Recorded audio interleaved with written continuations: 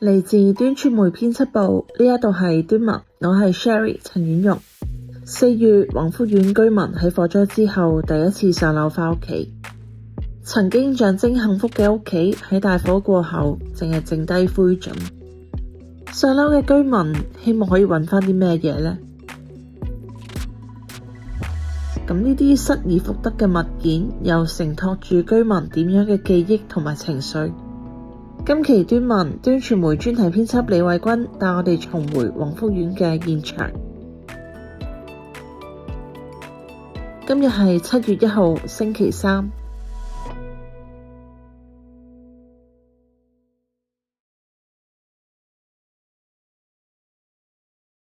我係端傳媒專題編輯李慧君。今年4月20號嘅朝頭早呢，我就同同事再一次返到大埔嘅宏福苑。嗰一日係火災之後，居民第一次被安排上樓返屋企。喺大埔墟港鐵站呢，記者就喺度等緊上接駁巴士嘅居民，希望可以訪問到佢哋。最初呢，好少人願意受訪啦，甚至係有居民鬧記者唔出聲呢，就當幫忙嘅。去到登記上樓嘅社區會堂外面呢，每當有人準備行入去呢，就會有一堆記者湧上去訪問啦。除此之外嘅時間呢，宏福苑外邊都好安靜，大家都好似喺度等緊一啲嘢咁。好多居民從香港各區咧返到大埔，有啲人拉住手推車，有啲人拎住行李箱，亦都有人拎住好大嘅紅白藍膠袋。佢哋就先行到社區會堂做登記啦，核對身份，攞頭盔、口罩、手套，再攞一啲物資，入邊再有一啲紅白藍嘅膠袋同埋濕紙巾。然後咧，佢哋就喺露天嘅位置換衫啦，喺警員或者民安隊隊員陪同之下上樓執嘢。舊年11月，香港大埔宏福苑發生世紀大火，全院有8座大廈，7座起咗火，造成咗168人死亡，當中係包括1名消防員。事隔接近5個月，宏福苑嘅居民終於獲得批准可以返屋企。唔少居民攞住紅白藍膠袋，孭住大背囊上樓，有人拖住行李篋。大批警員同民安隊人員在場協助，陸續帶居民上樓。不過佢哋唔係返去生活啦，而係喺呢3個鐘頭入邊睇下有啲乜嘢可以從自己原本嘅屋企之中帶走嘅。呢次上樓，政府設下咗唔少嘅限制。宏福苑只係開放15日俾居民上樓執嘢，損毀比較嚴重嘅宏昌閣同埋宏泰閣，每日就只係開放5個樓層。居民要上樓要先事前登記嘅，每戶最多只可以登記4個人。如果住戶係租客，呢4個名額仲要同業主去分。另外咧，政府亦都喺前一日好高調咁話唔俾記者陪同居民登記上樓。有居民就話記錄宏福苑嘅情況都有所規定，譬如係唔可以拍家門外嘅範圍嘅。雖然困難重重，但係居民都好想返屋企。開放第一日就有78戶269名宏新閣嘅居民登記上樓。到第一輪安排結束之後，根據政府嘅數字，7棟樓宇總共1736戶入邊有1674戶，即係6265人上樓。而有將近一半嘅居民就話希望可以再一次返屋企。政府後來就再安排咗第2輪嘅上樓。我等咗呢一日，等咗好耐噶啦，我唔知我自己上唔上到樓。面對嗰樣，我而家有一種好恐懼、好怕行呢條路返去又好遠。喺呢15日入面，我同同事都會喺宏福苑現場採訪。我哋企喺唔同嘅出入口，睇住佢哋點樣上樓，再點樣落樓。有啲人落嚟嘅時候呢，個手只係拎住一個好細嘅袋；有啲人成身都係灰，亦都有啲人一開始唔係好想講嘢，但係行出大樓之後呢，就會慢慢打開手機，俾我哋去睇樓上面嘅照片啦。講起嗰啲被燒黑嘅房、揾唔到嘅相、帶唔走嘅家具，同埋留喺灰燼裏邊嘅屋企人同埋寵物。嗰時我好強烈咁樣感覺到，呢啲居民雖然有創傷、有恐懼，亦都有憤怒，但係佢哋都好怕自己嘅屋企喺災難後被徹底咁樣遺忘，驚宏福苑就咁就會消失，冇人再提起。阿君啊，咁你同同事喺呢15日期間呢，係有去宏福苑現場去觀察居民上樓，可唔可以同我哋描述一下更多現場居民嘅狀況啊？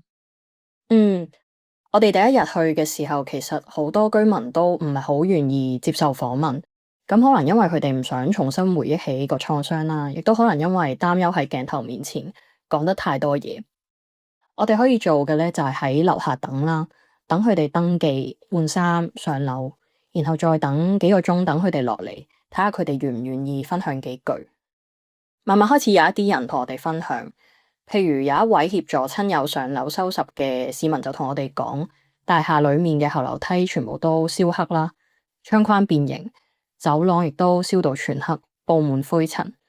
不過現場咧就有燈光輔助嘅，佢出嚟嘅時候，兩隻手同埋背囊都全部係灰燼。佢話佢親友嘅單位入邊牆紙已經溶爛，窗口嘅玻璃都爆破，封上咗膠帶。不過整體情況佢話已經算好噶啦，因為佢見到隔籬嘅單位燒得更加嚴重，幾乎只係剩翻一個神位。另一位住喺低層嘅鍾先生，佢係第一日講得比較多嘅一位居民啦。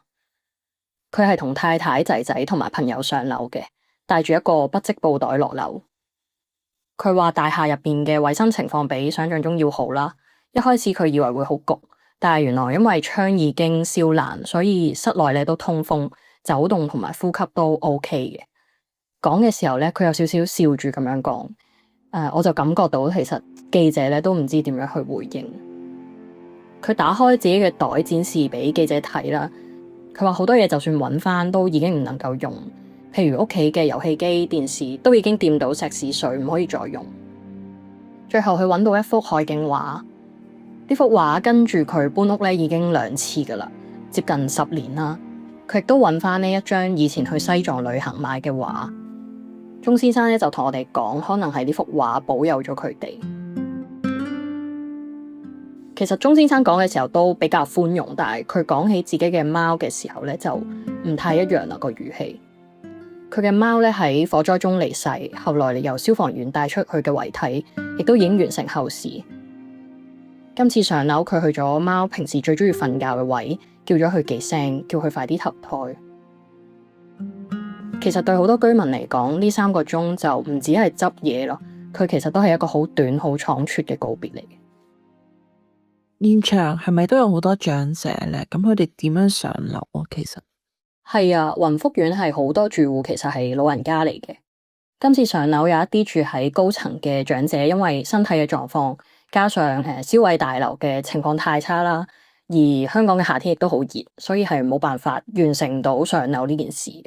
本來咧都仲有一啲支援嘅服務啦，譬如義能聯合會原本係安排借一啲愛骨骼嘅行動裝備幫居民上樓嘅，不過後來就因為話收到前法團提醒佢哋安全啦，同埋上樓當日咧就直接宣布咗取消借用嘅。其實之前都唔少人提到，即係英國政府喺格雷費爾大火之後，喺大廈旁邊加裝咗電梯去幫居民攞翻高層嘅物品啦，甚至請咗專業嘅公司幫居民去執拾個人物品嘅。不過香港咧就冇呢啲嘢啦。我哋訪問嘅一啲雲福苑長者咧，佢哋只能夠等仔女上樓去幫手執嘢啦，而自己就喺樓下等佢哋 FaceTime 睇下仲可以揾到啲乜嘢。我同我老公嗰啲相啊，呢啲護照啊，嗰啲咁嘅嘢，啲氈啊、衫啊嗰啲嘢咯。咁佢問我，可能問我要唔要啊咁咯。咁啊，梗係要啦。燒唔到咪算好咯，好彩咯。如果話後生，幾廿年啦，我梗係走翻上去啦，睇下啦。依家唔上啦，依家行落去，行上去啊，落唔到嚟。我覺得呢個都說明咗好多居民嘅處境啦，佢哋好想翻屋企，好想親眼去睇一睇，亦都好想自己揾翻一啲重要嘅嘢。但係嗰個屋企咧，已經變成一個佢哋未必可以再去嘅地方啦。咁今次你哋喺現場有冇撞到一啲住戶，即係佢哋其實你今次上樓係好明確咁樣想揾某啲嘢㗎？其實好多人都係咁嘅。我哋又遇到一位黃先生啦，佢好早就去到雲福苑附近啦。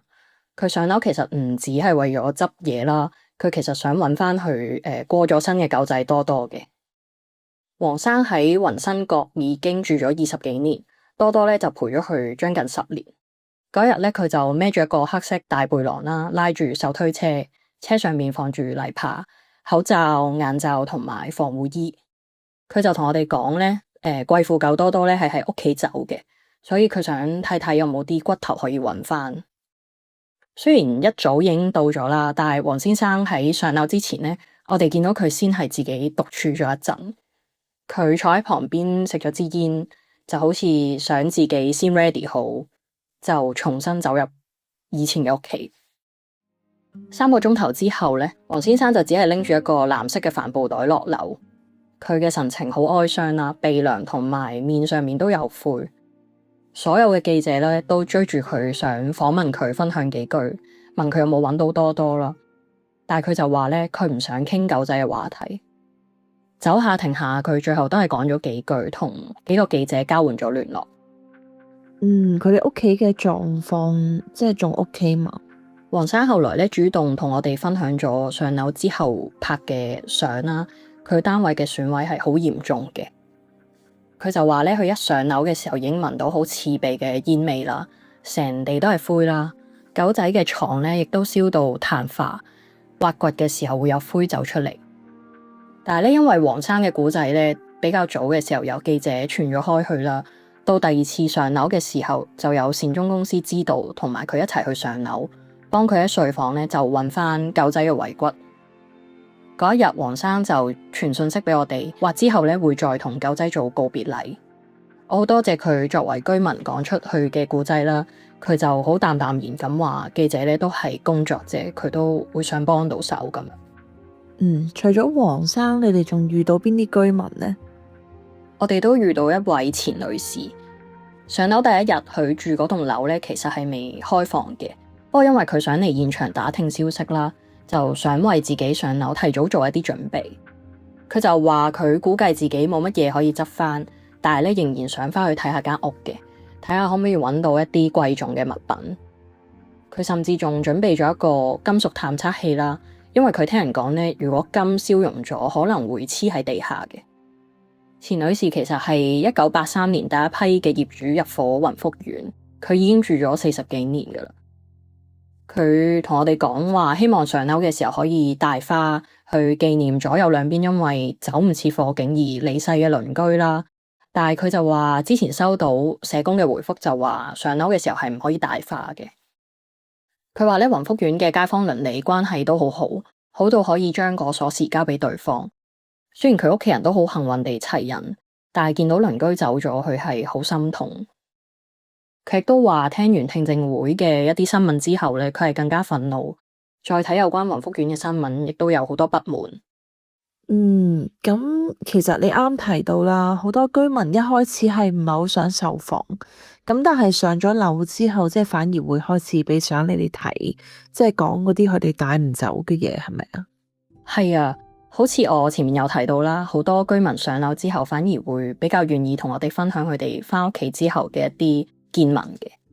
有啲咧會俾我哋睇佢哋喺屋企帶走嘅嗰件物品啦，亦都會同我哋分享用電話影到嘅相，講翻嗰啲只係影到相但係帶唔走嘅嘢。而喺同居民接觸嘅過程之中咧，我哋都感受到其實大家有好多嘢想講，但係呢場災難咧太大啦，入邊有創傷、有憤怒、有哀思，亦都有好多無助同埋恐懼。呢啲情緒夾雜喺一齊嘅時候，或者有時係好難講出口。但係咧，當佢哋翻到屋企，重新見到、摸到一啲喺火入邊留低嘅嘢，啲記憶就會變得比較具體啦。可能係一幅畫、一張相、一個櫃、一個寵物平時瞓覺嘅位置，甚至係一件已經唔能夠再用嘅電器，其實都好似將佢哋帶翻去火災之前嘅平凡生活咁樣，令佢哋諗到可能要為自己冇辦法再出聲嘅屋企去出聲。而且當佢哋見到越嚟越多人去分享嘅時候咧，佢哋嘅情感同回憶似乎都會同其他嘅街坊都連結喺一齊。我覺得其實物件係會說話嘅，物件承載人嘅生活同記憶，係悼念嘅觸發點，同埋佢哋其實係一個人喺物質世界入邊存在過嘅證明，亦都係一場災難入邊嘅證物。佢哋會有一種抵抗遺忘嘅沉默力量。咁其實居民將呢啲嘢拎走之後，就唔代表件事就完啦。對好多居民嚟講咧，佢哋唔只係想知道屋企仲剩翻啲乜嘢，佢哋亦都好想知道呢場火災到底係點樣發生，點解佢哋火災前嘅投訴冇被處理，同埋最後究竟有邊個要負責？錢女士都話，即係佢聽完聽證會之後更加嬲啦。咁到目前為止，聽證會揭露咗啲乜嘢咧？即係點解居民會有咁樣嘅感受？聽證會咧，其實都相當多嘅資訊披露咗出嚟啦。雲福苑嘅第4場聽證會就喺5月暫時休息嘅。咁最近6月第5輪嘅聽證會就已經啱啱開始返，目前就係由專家證人去講述起火嘅一啲過程啦。暫時呢幾輪嘅聽證會咧，有幾個比較關鍵嘅重點嘅。第一咧就係維修工程嘅承建商而偷工減料，而顧問公司咧就涉嫌監管不力嘅。非阻燃棚網咧係火勢之所以咁極速蔓延嘅重大原因啦。而家聽證會嘅證據就指出，承建商宏業為咗慳成本咧，似乎係用咗一啲劣質嘅非阻燃棚網，而理應做監督嘅顧問公司鴻毅，似乎咧就只係負責簽署嘅橡皮圖章，佢冇去幫居民去反映不滿同埋意見嘅。第二就係雲福苑嘅消防系統幾乎全面失效啦，講緊嘅包括係火警鐘被關閉、樓梯同埋走廊窗戶被拆除，改成山口之後咧，就令到濃煙同埋火勢可以進入逃生通道同埋蔓延。消防栓同埋喉轆喺案發嘅時候咧係被閂嘅，而棚架上面亦都有好大量嘅可燃物等等咯。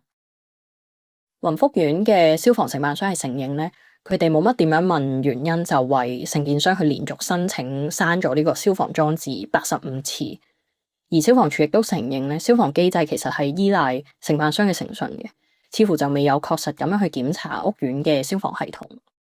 第三咧就係香港樓宇維修入邊嘅招標貪污等等嘅系統性問題啦，咁即係俗稱嘅圍標啦。聽證會就比較關注鴻毅喺驗樓同埋顧問工作之中，有冇用一個偏低嘅價格投得嗰個工作啦。會上亦都指出咧，雲業嘅董事侯華健同埋入標嘅另外5間公司有關係。鴻毅咧就涉嫌係蓄意修改過宏業嘅定罪記錄嘅，但係咧董事侯華健同埋何建業咧只係提交咗證人陳述書，佢哋都拒絕去呢個聽證會嗰度作供嘅。第四咧就係居民一路以嚟嘅投訴喺政府部門同埋法定機構之間空轉啦。聽證會有提到火災之前唔少嘅居民曾經投訴過劣質棚網、發泡膠封窗、工人吸煙同埋圍標等等嘅問題嘅。但係呢啲投訴喺唔同嘅部門之間被轉嚟轉去啦，好多嘅部門就話咧唔係自己嘅處理範圍，於是咧投訴就再推俾其他嘅部門。有啲個案甚至最後咧係被市建局建議去同投訴嘅對象，即係顧問公司去了解翻個狀況嘅。另外，業主立案法團、物業管理公司嘅管理失職同埋招標妥呢啲嘅機制咧，都係聽證會嘅關注點嚟嘅。我哋都曾經報道過，火災之前嘅居民一早已經不斷咁樣投訴同埋發聲，但佢哋嘅投訴就俾一個又一個部門推走。好多居民聽聽證會嘅新聞嘅時候咧，就會更加憤怒啦。佢哋會不停咁樣去諗，如果當時有人真正去嚴肅處理呢場災難，本來係咪可以避免呢？屋企人同埋寵物係咪仲可以有生存嘅機會呢？第5輪聽證會嘅第一日，我去到聽證會嘅轉播區啦。見到一個居民攬住另外一個居民一直喺度嚎哭。聽證會完咗之後，呢個吳女士咧就情緒激動咁樣接受記者訪問啦。佢話咧佢係宏泰閣嘅居民，佢第一次嚟聽聽證會。佢喺大火中失去咗老公同埋讀到大學嘅女。佢就話火災之中出現人為嘅監管不力，政府嘅表現亦都唔理想。佢好希望政府可以出嚟認錯，俾死者一個安息，生者一個安心。咁作為業主同聽證會嘅參與者，雲福苑嘅居民一邊聽到呢啲漏洞，一邊又想追問責任，咁佢哋而家面對緊一個點樣嘅處境呢？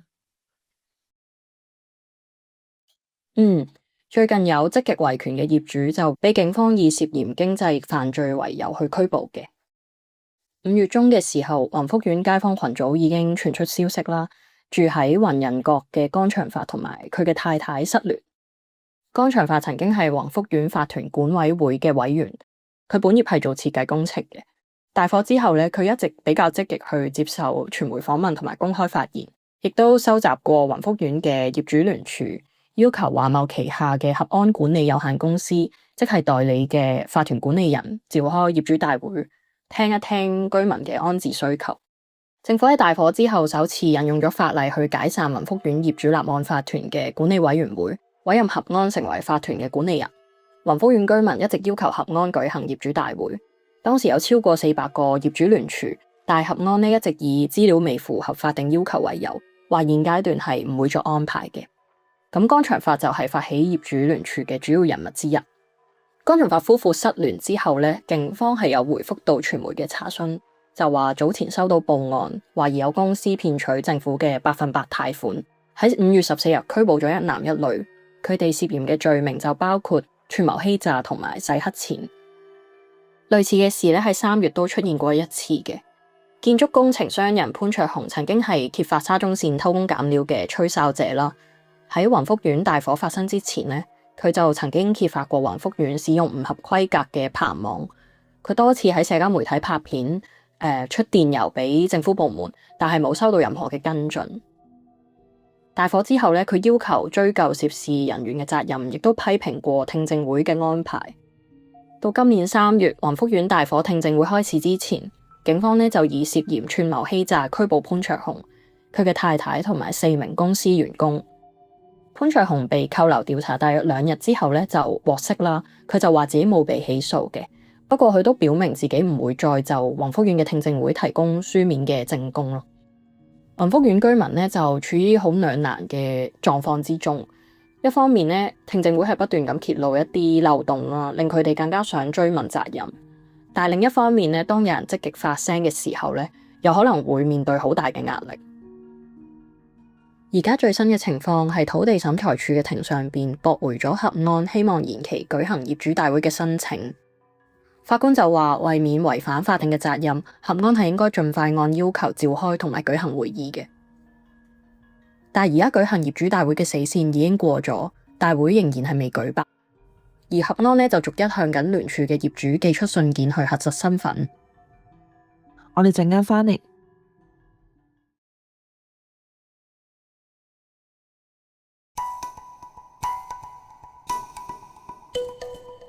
阿君，咁前面我哋就講到啦，好多居民上樓係唔止係揾嘢，亦都係重新面對緊呢一場大火留低嘅即係失去咁樣。即係我知道你哋同好多上樓執屋嘅居民都傾過，當中有冇一位係令你印象特別深刻嘅呢？我同住喺宏志閣嘅蘇生同埋蘇太傾過啦。佢哋咧係大埔嘅雲福苑二代嚟嘅，自己就住喺宏志閣。80歲嘅爸爸媽媽住喺宏昌閣。佢嘅爸爸媽媽咧喺大火之中就喪生，爸爸就燒到碳化，媽媽就只係剩翻碎骨同埋牙齒。咁因為蘇太嘅情緒都唔係好穩定啦，蘇生就自己同埋朋友去上樓嘅。到佢上樓嘅時候咧，見到屋企嘅大門已經燒到見唔到啦。門口個鐵閘就仲喺度，但係開咗木門。嗰個木門咧就冇咗啦。我見到嗰把鎖就跌咗落地下，應該就即係燒通晒個。佢就話咧，入門之前都要深呼吸一下，穩定住自己嘅情緒，口啖大氣咯，都要面對嘅，冇辦法都要面對，係啊。咁都要同爹哋媽咪講聲，我哋翻咗嚟啦，咁樣啊。蘇生就同我講話，佢今次上樓知道要揾嘅嘢唔多，最想揾翻嘅咧就係媽媽收藏嘅陶瓷擺設。其實上去之前，其實都有啲目標係想幫媽咪揾翻啲龜啦。咁即係個感覺就係話，媽咪，我幫你揾翻啲龜啊。而蘇太咧就話，佢知道咧媽媽生前係覺得龜係代表長壽，所以就買咗好多嘅陶瓷龜，放喺屋企一個中式嘅懸架上邊啦。其實懸架最後已經燒到冇咗啦。咁大件嘅嘢都比較容易揾到出嚟嘅，但係細件咧就要撥開啲灰塵，慢慢去揾。揾嘅過程入邊咧，蘇生同埋蘇太都揾到一啲意想唔到嘅小物品。有啲嘢喺大火之後咧，竟然仍然係保持完整。有條魚，我記得好似之前我哋去澳洲旅行買翻去送俾爹哋佢哋嘅。咁嗰條魚揾得翻，但係就已經甩晒色嘅。本來有啲顏色喺上邊，而家變咗係個透明。我唔知係水晶定係玻璃嘅。佢哋仲揾到一個福祿壽嘅陶瓷，係屬於蘇珊已經過身嘅爺爺嘅。蘇太就話父母唔捨得以前同住嘅爺爺，所以留低咗佢嘅陶瓷。除咗揾父母嘅遺物，即係蘇先生仲喺樓上做咗啲乜嘢？蘇珊就用電話播咗爸爸生前最中意嘅歌，即係陪着你走咯。亦都喺父母過身嘅地方放低咗一啲花做悼念嘅。就係之前話揾到佢哋嗰個位置咯。係接近大門嘅位置啊。接近大門嗰個位置咯，係啊。都專登放翻喺嗰度，想叫下佢哋。佢話如果冇時間限制的話咧，佢希望可以喺屋企度坐一坐。臨走嘅時候，蘇珊就喺門口同爸爸媽媽打招呼，叫佢哋一齊走。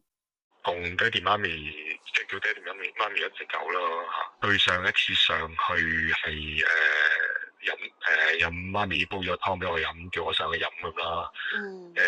個腦入邊都係諗住嗰日嗰個情景咯，媽咪同我拜拜啊，咁嗰個情景咯。咁你可唔可以講下，即係蘇珊佢哋一家人係點樣搬去宏福園噶？蘇珊一家咧以前喺九龍居住嘅，到佢10歲嘅時候咧，佢爸爸媽媽計劃就抽大埔嘅居屋，後來就搬入宏福園啦。搬入宏福園之後，蘇珊嘅爸爸媽媽咧係一路經營保姆車嘅生意，載過好多大埔嘅小朋友返學放學。嗰時搬入嚟嗰時11、12歲到啦。明白。都好開心，所以最初搬入去。係啊，好開心噶，真係有自己間屋啊，有自己間房啊咁樣，係好開心噶，係啊。咁兩老退休之後，就喺宏福園過退休嘅生活啦。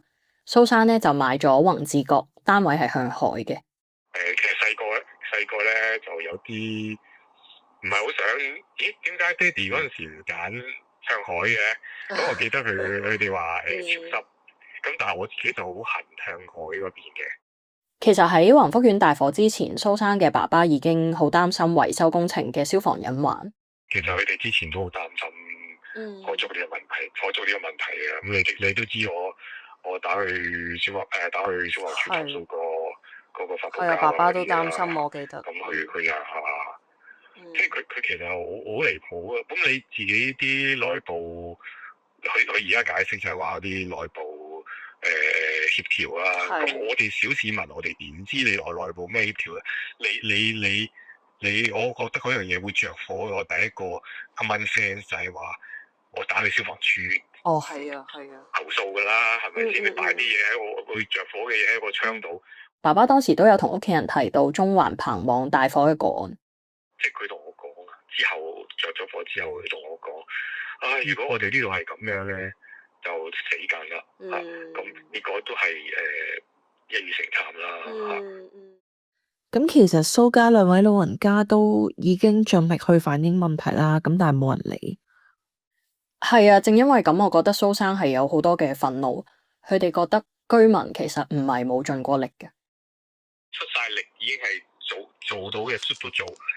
咁而係你唔理唔去監管，咁而導致嘅一個問題。咁即係，我即係你哋揸公權力，我哋小市民可以做啲乜嘢咧？你揸公權力唔做，小市民真係做唔到乜嘢。火災發生之後，政府各個部門去安置宏福園嘅居民，當中出現嘅一啲情況都加劇呢種無力感。例如唔少嘅居民都有提到自己有財物失蹤啦。夜晚又經常見到大廈有一啲電筒燈喺單位入邊照明。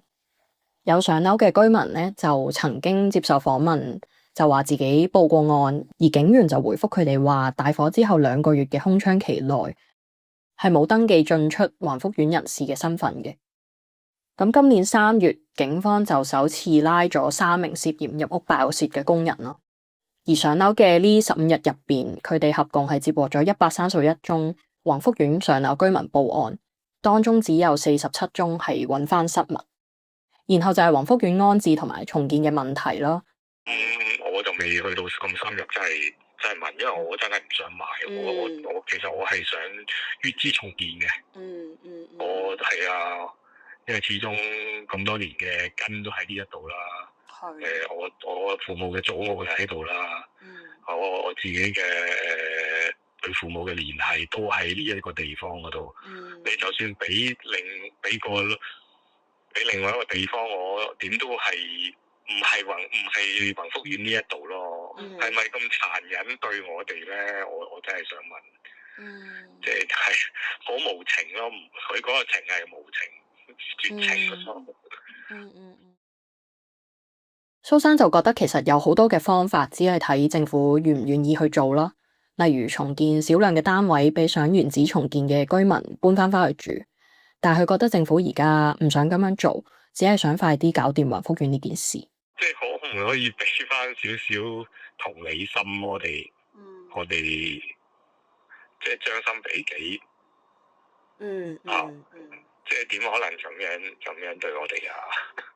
蘇生就覺得目前嘅聽證會咧，部門之間係喺度互相推卸責任。佢希望宏福苑後續嘅聽證會真係可以揾到對呢場災難負責嘅人出嚟。我希望真係揾到需要負責嘅人出嚟去負責翻，即係成件事啦嚇。我相信唔係淨係一個 party 係需要負責咯嚇。宏福苑大火而家已經半年啦。咁對於好多香港以外嘅讀者，甚至可能都包括部分嘅香港人啊，佢哋都會對呢啲創傷嘅新聞感到即係一來係好痛苦，二來亦都會好疲勞。咁阿君，即係作為一名記者，你覺得持續咁報道宏福苑嘅意義係啲乜嘢呢？我聽過一啲行家分享過，公司對佢哋開始施加壓力啦。記者想要報道宏福苑都要諗一啲新方法，但係都有唔少嘅自媒體都扭盡六壬，總動員去全力報道嘅。我身邊都有朋友會提到，佢哋有時會避開宏福苑嘅報道唔睇，但係同時都有人同我講，當佢見到新聞入邊嘅宏福苑居民能夠講嘢呢，佢係覺得比較舒坦。我諗對記者嚟講，重要嘅事就盡可能揾方法去報道啦。呢個道理係好簡單嘅。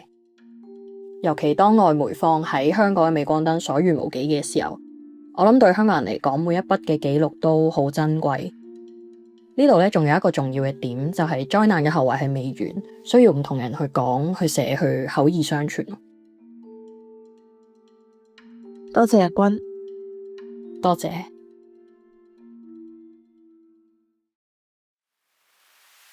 今期節目由陳婉容主持，Wing Kwong製作，陳麗雅編輯，剪輯同聲音設計係黃百維，以及交行媒體工作室Alexon。歡迎你喺 YouTube 收聽端文，可以喺節目下方嘅評論區隨時發表你嘅諗法，參與討論。亦都歡迎你喺 Apple Podcast 或者 Spotify 幫我哋評分。如果你鍾意端文，歡迎你成為端傳媒嘅訂閱會員，支持華文世界不可或缺嘅深度報道同多元聲音。